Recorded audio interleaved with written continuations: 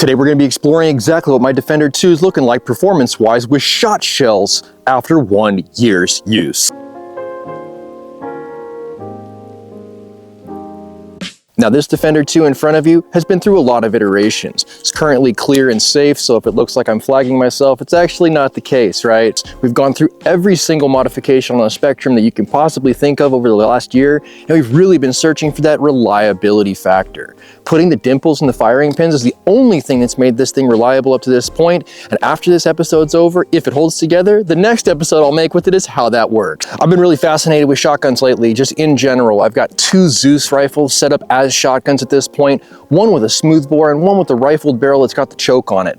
These shot shells here from Texoma Precision Pellets for the Defender 2 effectively turn my pistol into a shotgun. I can't tell you how happy that makes me. If it's an effective thing, there is no more effective tool than a shot shell from a shotgun style barrel. Why is that? First off, it's a lot harder to miss when you have a whole bunch of projectiles in your shell. Secondly, the mental impact of being hit with so many small pellets and then seeing your white tee absolutely cake out with a red stain has got to have a mental effect. Even if the pellets are only under your skin, you start to bleed like that, you're out of the fight mentally.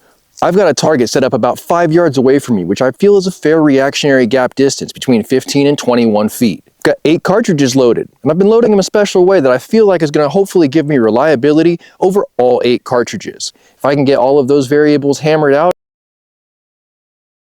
Now I definitely do a lot of kneeling and sitting shooting on this channel, but today I want to go ahead and do standing offhand with these cartridges that I've had warming up in my pocket. It's a cold day, they're small cylinders, it's definitely going to affect it.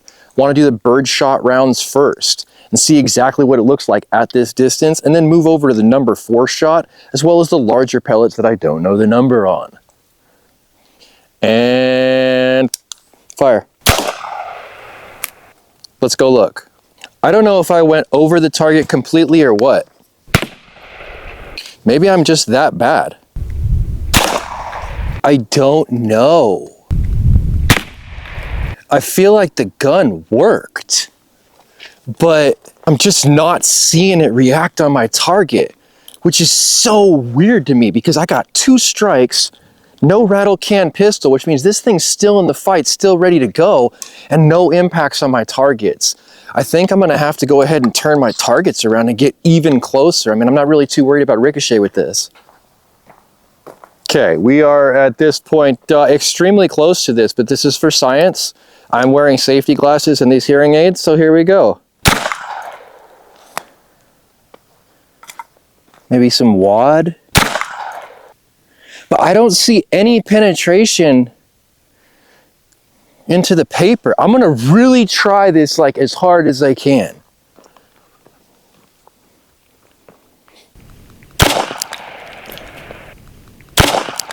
I think the only thing I can do with the last 4 cartridges that I have for you guys is go ahead and see what it's going to do with some larger shot. Let's move it away from the birdshot type stuff and see what we can do if we go ahead and swap it out for some bigger rounds. Got these number 4s for you guys this time.